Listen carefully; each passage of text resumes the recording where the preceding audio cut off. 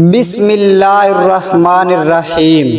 شروع اللہ کے بابرکت نام سے جو بڑا مہربان نہایت رحم و کرم کرنے والا ہے۔ السلام علیکم محترم ناظرین، آج کی ہماری ویڈیو سرور کائنات محمد مصطفیٰ صلی اللہ علیہ وآلہ وسلم کا حلیہ مبارک۔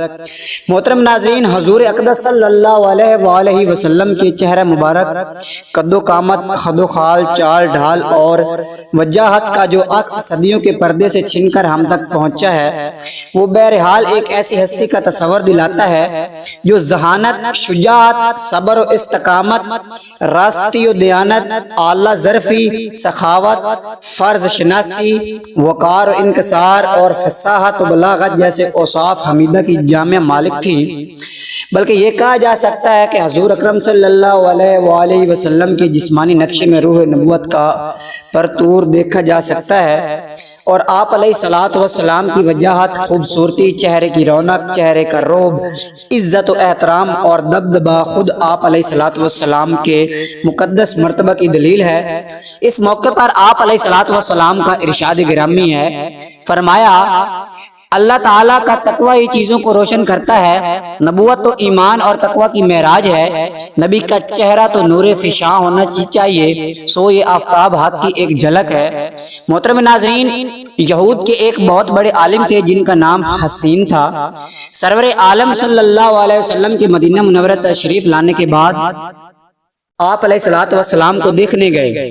دیکھتے ہی ان کو جو تاثر ہوا، بعد میں اسے انہوں نے ان الفاظ میں بیان کیا، میں نے جو ہی نبی کریم صلی اللہ علیہ وآلہ وسلم کو دیکھا تو فوراً سمجھ گیا کہ آپ علیہ الصلوۃ والسلام کا چہرہ مبارک کسی جھوٹے آدمی کا چہرہ نہیں ہو سکتا۔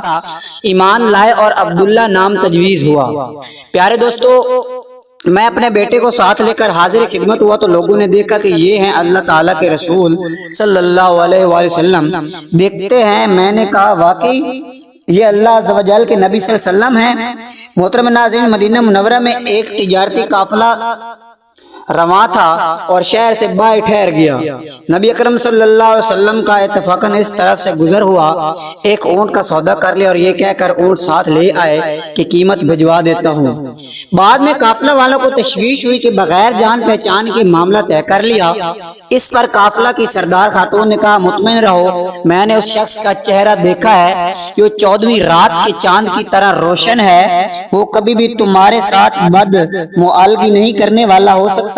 اگر یہ عظیم انسان اونٹ کی رقم ادا نہ کرے تو میں اپنے پاس سے ادا کر دوں گی۔ ایک معزز خاتون، یہ واقعہ طارق بن عبداللہ نے بیان کیا جو خود شریک تھے۔ بعد میں صادق امین نبی صلی اللہ علیہ وسلم نے طے شدہ قیمت سے زیادہ مقدار میں کھجوریں بھجوا دی۔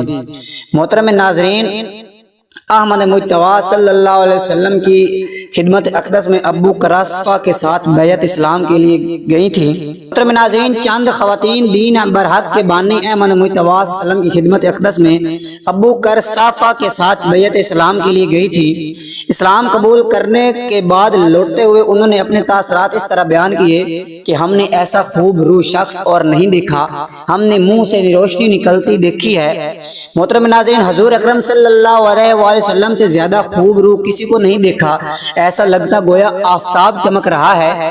اگر تم نبی محترم صلی اللہ علیہ وآلہ وسلم کو دیکھتے تو سمجھتے کہ سورج طلوع ہو گیا ہے، دیکھنے والا پہلی نظر میں مرعوب ہو جاتا ہے۔ محترم ناظرین، حضرت علی کا قول ہے کہ میں ایک مرتبہ چاندنی رات میں سردار انبیاء صلی اللہ علیہ وسلم کو دیکھ رہا تھا۔ آپ علیہ الصلوۃ والسلام اس وقت سرخ جوڑا زیب تن کیے ہوئے تھے۔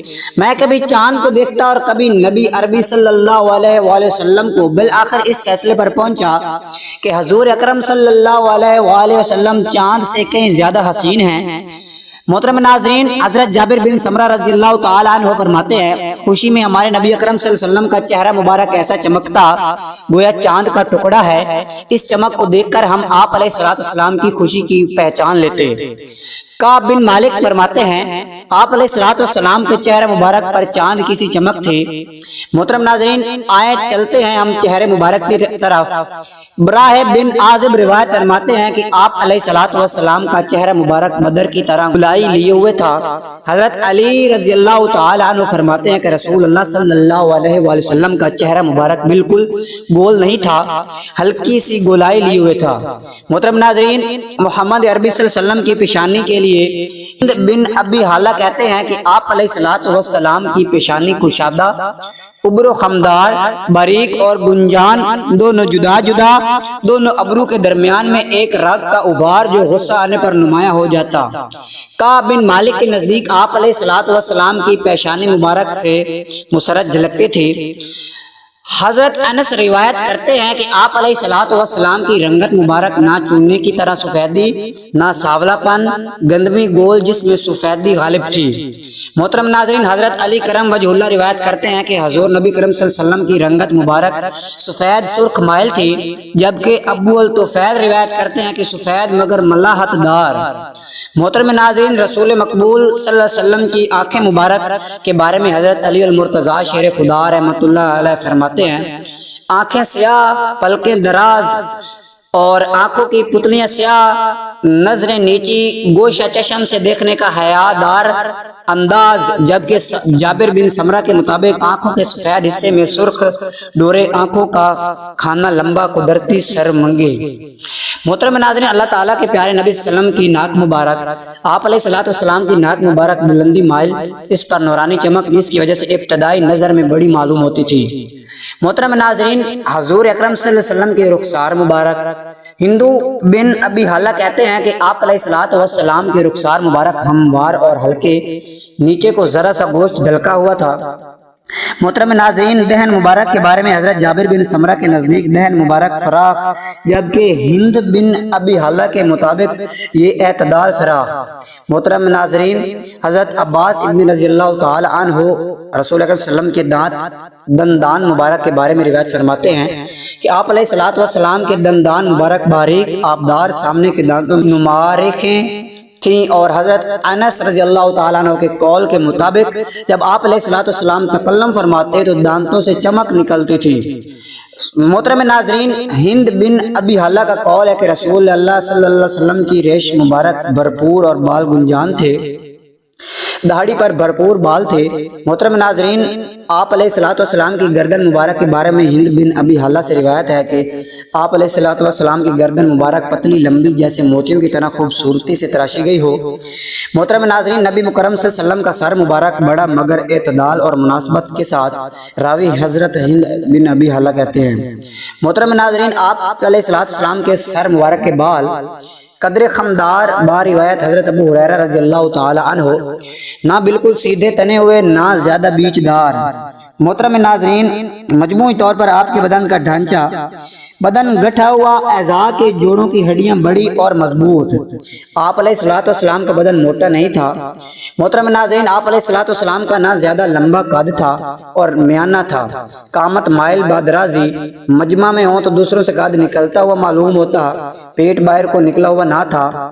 محترم ناظرین، عمر کا قول ہے کہ میں نے رسول اللہ صلی اللہ علیہ وسلم سے بڑھ کر کوئی بہادر اور زور آور نہیں دیکھا۔ مکہ مکرمہ میں رقا نامی ایک پہلوان تھا جو اکھاڑوں میں کشتیاں لڑتا۔ ایک دن نبی اللہ صلی اللہ علیہ وسلم کسی نزدیکی وادی میں اس سے ملے اور دعوت اسلام دی۔ اس نے اسلام قبول کرنے کے لیے کوئی معیار صدق طلب کیا۔ رکانہ کے ذوق کے پیش نظر حضور صلی اللہ علیہ وسلم نے کشتی کرنا پسند فرمایا۔ 3 بار کشتی ہوئی اور تینوں بار نبی صادق صلی اللہ علیہ وسلم نے اسے بچھاڑ دیا، شکست دی۔ اسے رکانہ پہلوان کے بیٹے ابو جعفر کی یہ روایت حاکم سے مستدرک میں بیان کی ہے اور ابو داؤد اور ترمذی نے بھی اسے پیش کیا ہے۔ محترم ناظرین، دوسری روایت میں آتا ہے کہ نبی اکرم صلی اللہ علیہ وسلم نے بعض دوسرے لوگوں کو بھی کشتی میں بچھاڑا یعنی شکست دی، جن میں ایک ابو اللہ سود جمحی بھی ہیں۔ محترم ناظرین، حضرت ہند بن ابی حالہ کا قول ہے سینہ چوڑا، آپ علیہ السلام کا سینہ اور پیٹ ہموار، جبکہ حضرت برا بن عازب روایت کرتے ہیں کہ آپ کا سینہ مبارک چوڑا تھا۔ محترم ناظرین، یوں تو نبی آخر زمان کے متعدد رفقا نے آپ علیہ السلام کی شخصیت کے مرکے حلیہ مبارک لفظوں میں پیش کیے ہیں، جن میں چند صحابہ کرام کے اقوال آپ کو سنائے گئے ہیں، لیکن ام معبد نے جو تصویر مرتب کی ہے اس کا جواب نہیں۔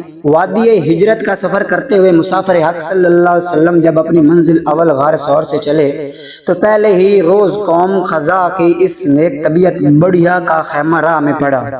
حضور اکرم صلی اللہ علیہ وسلم اور آپ وسلم کے ہمراہ پیاسے تھے۔ فیضان خاص تھا کہ مریل سی بھوکی بکری اس لمحہ وافر مقدار میں دودھ دیا۔ امت کے لیے مشکلات برداشت کرنے والے نبی برحق نے بھی پیا اور ہمراہیوں نے بھی پیا، کچھ بچ رہا۔ معد رضی اللہ تعالی عنہ کے شوہر نے گھر آ کر دودھ دیکھا تو چمبے سے پوچھا یہ کہاں سے آیا ہے؟ معد نے سارا ماجرا بیان کر دیا۔ محترم ناظرین، شوہر نے پوچھا اچھا تو اس قریشی نوجوان کا نقشہ تو بیان کرو، یہ وہی ہستی تو نہیں جس کی تمنا ہے؟